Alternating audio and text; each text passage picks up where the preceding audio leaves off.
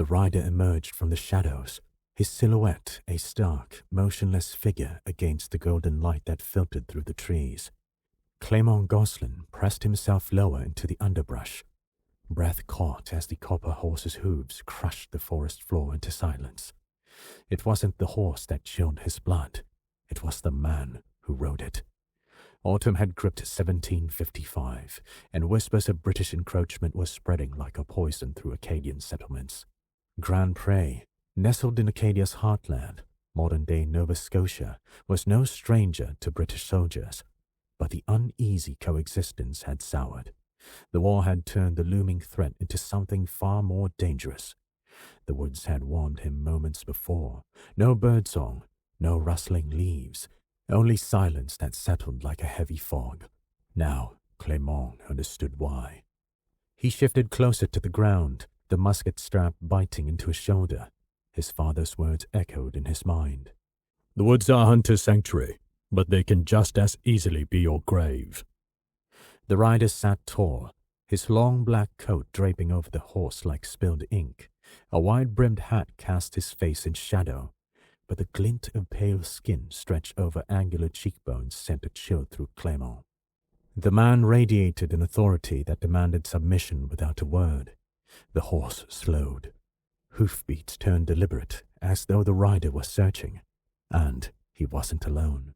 The sharp crack of a twig broke the stillness, drawing Clément's gaze to the flesh of red in the underbrush. A British soldier stumbled into the clearing, his polished gorget catching the faint light. His face was pale, slick with sweat, and his eyes darted wildly, as though expecting shadows to close in from every direction. In his trembling hands he clutched a worn leather satchel, the straps creaking under the force of his grip. Each hesitant step toward the rider was unsteady, his boots catching on roots and leaves. He halted a few paces from the copper horse, his shoulders hunched as if shielding himself from a blow. I thought they said you—" The words faltered, swallowed by the weight of his terror, his eyes fixed on the rider, who remained impossibly still, a dark silhouette against the shifting light. "They told us you wouldn't! Not again!" The soldier's voice cracked, his words tumbled in fragments. I didn't think I'd see you." The rider moved on to extend a gloved hand toward the satchel. The motion was slow, deliberate, as if time itself bent to his will. The soldier flinched, clutching the satchel closer to his chest for a fleeting moment. Then, with a shuddering breath, he held it out, his hands trembling so violently the bag nearly slipped from his grasp. I didn't open it," he muttered, his voice hoarse and broken. "They said I never—" He trailed off, swallowing hard as his gaze flicked to the rider's shadowed face. I swear I didn't look." The rider took the satchel without a word, the faint snap of its clasp breaking the silence like a crack of thunder. The soldier let his hands fall limply to his sides, his shoulders sagging as though he'd been relieved of an unbearable weight. For a moment, the rider remained still, his pale visage unreadable beneath the brim of his hat. The copper horse shifted slightly, its hooves scraping softly against the dirt, and Clément swore he felt the earth shiver beneath him. I didn't see you," the soldier stammered, his voice barely above a whisper. The faintest flicker of amusement played across his lips, gone so quickly, Clément wondered if he'd imagined it. The rider tilted his head, his voice smooth as the breeze that stilled the forest. "It's never finished." The rider turned the copper horse with a fluid motion, his cloak trailing like a shadow behind him. Without a glance back, he vanished into the trees, the eerie silence of his departure pressing down on the clearing. The soldier stayed rooted to the spot, his hands still shaking at his sides. "God help us," he murmured, his voice trembling with a weight of unspoken fears.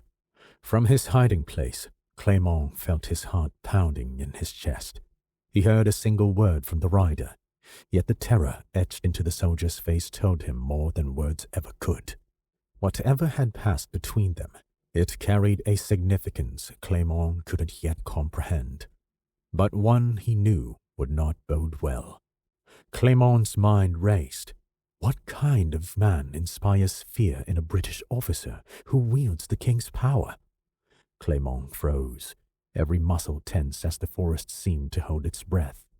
Only when the soldier vanished into the trees did the rider nudge his horse forward, the satchel tucked neatly under his arm. Still hidden, Clément's muscles burned from holding still, but his mind refused to release the scene. The man wasn't a ghost, yet something about him defied explanation. The soldier's haunted expression lingered in Clément's thoughts, not fear of battle or death, but of something far worse, a fear that lingered. "Le bon Désiré." His mother's voice returned to him. The woods have ears. Golden leaves drifted around him as the breeze stirred once more, whispering through the branches like a warning. Clément's gaze stayed fixed on the trail where the rider had vanished. Men like that didn't simply pass through unnoticed. They left shadows in their wake. And yet, the world did not stop for ghosts. The trees swayed, the distant call of a bird broke the silence, and the scent of wood smoke curled through the air, tugging him back to the present. He turned toward home, yet Clément hesitated at the edge of the yard. The familiar cluck of chickens and the warmth of curling smoke should have soothed him, but the shadows of the forest seemed to cling to his back. He glanced over his shoulder, once, twice, before finally stepping toward the home that had always been his anchor. Inside, the rasp of a whetstone against steel filled the air. Gabriel's broad-shouldered silhouette worked in the warm glow of the hanging lantern. His father's presence was like the roots of an oak, steady, immovable. Clément hovered in the doorway, his boots scuffing against the packed dirt floor. Gabriel glanced up, dark eyes sharp as they met his son's. "What is it?" Gabriel asked, setting the whetstone aside. Clément hesitated, the weight of what he'd seen pressing on his chest. "There was someone on the southern trail," he began, his voice barely above a whisper. Gabriel said nothing, but his stillness invited Clément to continue. "A man met a British soldier," Clément said, his words spilling out. "The soldier gave him a bag. They didn't see me." Gabriel's jaw tightened. "What kind of man?" "He wasn't normal," Clément replied, struggling to explain. "Pale, like he hadn't seen the sun in years. His horse, it looked like copper. He seemed in charge, but not like any officer I've ever seen." Gabriel secured the axe and tested its edge with his thumb, his movement slow, deliberate. "You're certain they didn't see you?" "Yes, Papa." Gabriel's gaze flicked to the musket hanging on the wall. "Keep this between us," he said firmly. "Not a word to your mother or brothers." "But," Clément began. "Not yet." Gabriel interrupted, his voice brooking no argument. "If this man comes near our land, I'll deal with it. Until then, we stay quiet." Clément nodded, though the unease in his chest refused to fade. The barn door creaked, and Marie stepped inside, her flour-dusted hands brushing against her apron. Her keen eyes swept over them. "What's not good for us?" she asked lightly, though her tone carried an edge. Gabriel's steady voice cut through. "Clément saw something, a meeting on the southern trail." Marie's face tightened. "What kind of meeting?" Clément's voice dropped. "It wasn't normal." Gabriel placed a reassuring hand on Marie's shoulder. "We watch, we listen, and we stay out of sight." Marie pressed her lips into a thin line, but her nod carried resolve. "Be careful, Clément," she said, her voice soft but firm. "I will," he promised. As Clément stepped into the cool night, Gabriel's steady presence lingered in his thoughts. Yet the question burned in his mind. Who was that man, and what shadow had he brought to their doorstep? The Frico's warmth.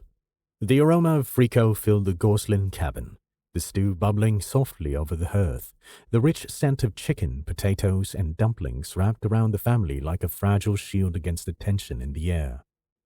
Outside, the wind rustled the shutters, carrying a faint cry of an owl, a reminder of the dark expanse beyond their walls.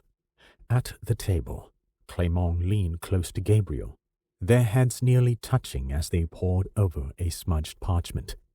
The firelight threw flickering shadows across their faces, illuminating the worry etched into their expressions. "It came through our merchant friend in Halifax," Clément murmured, his voice barely audible. "Meant for British officers. He thought we'd want to know." Gabriel's eyes scanned the text, his brow furrowing with each line. Fortifications in Halifax, troops to Beausejour, demands for the oath. His voice faded as he rubbed his temple, the weight of the words pressing down on him. Clément tapped a line with his finger, his lips tightening. "And here, impending action to remove or deport the Acadian population. They think we're spies for the French, Papa." Gabriel stilled. His dark eyes slid to Clément, and though he said nothing, his meaning was unmistakable. "We are." Clément allowed himself a faint, humorless smile. "At least they're not wrong." Gabriel let out a dry chuckle, a sound more bitter than amused. "Let's hope they stay too busy chasing rumors to prove them true." Before Clément could respond, Xavier's voice broke the quiet. "What's so secret it needs whispering?" Gabriel straightened, his calm mask sliding back into place. "Farm matters," he said, his tone dismissive. Xavier, leaning casually against the hearth, arched an eyebrow but let the matter drop as the scent of fricot drew his attention. Jean moved with practiced efficiency, setting bowls on the table, while Louis followed with a fresh loaf of bread tucked under his arm. "Fricot again?" Louis teased, his grin breaking through the tension like sunlight through storm clouds. Jean smirked as he took his seat. "You'd be the first to complain if it weren't your favorite." "Complain?" Louis laughed, tearing a piece of bread. "I'd eat it every day if Maman let me." Marie, setting the steaming pot in the center of the table, arched an eyebrow. "You do eat it every day." "And that's why we're still here, Maman," Louis quipped with a wink. "Good fricot keeps a family strong." Laughter rippled through the room, a welcome balm to unspoken fears that clung to them. Clément tucked the parchment into his coat, catching Gabriel's gaze. His father's faint nod was clear. Not now. The unexpected visitor. The family settled into their meal, the quiet punctuated by the clink of spoons and the soft murmur of the fire. Outside, the wind howled, rattling the shutters like an impatient visitor. Gabriel's gaze flicked to the musket, propped near the door, its polished stock gleaming faintly in the firelight. The silence shattered. Bang, bang, bang! The heavy pounding on the cabin door froze everyone in place. Spoons hovered mid-air, breaths caught in throats. Slowly, all eyes shifted to Gabriel, their unspoken question clear. Who would come to our door at this hour? Gabriel remained seated for a heartbeat longer, his face unreadable. Then, with deliberate calm, he set his spoon down and turned his gaze to the musket. He rose, his movements deliberate, his large frame casting a shadow across the room. As he approached the door, the firelight seemed to dim, the tension in the air thickening. His hand gripped the latch, steady despite the storm brewing inside. When the door creaked open, the cold night air swept in, carrying with it the faint scent of damp earth and pine. A figure stood on the threshold, draped in a long black coat. His wide-brimmed hat shielded his face from the lantern's glow, but the rainwater pooling at his feet reflected the pale, angular features that Clément recognized instantly. "Good evening," the man said, his voice smooth, calculated, and unshakably calm. "The road has been long. Might I find warmth by your fire?" Clément's chest tightened. It's him. His fingers twitched toward the musket, but Gabriel's steady presence held him in place. Gabriel studied the man, his sharp gaze tracking every detail. The one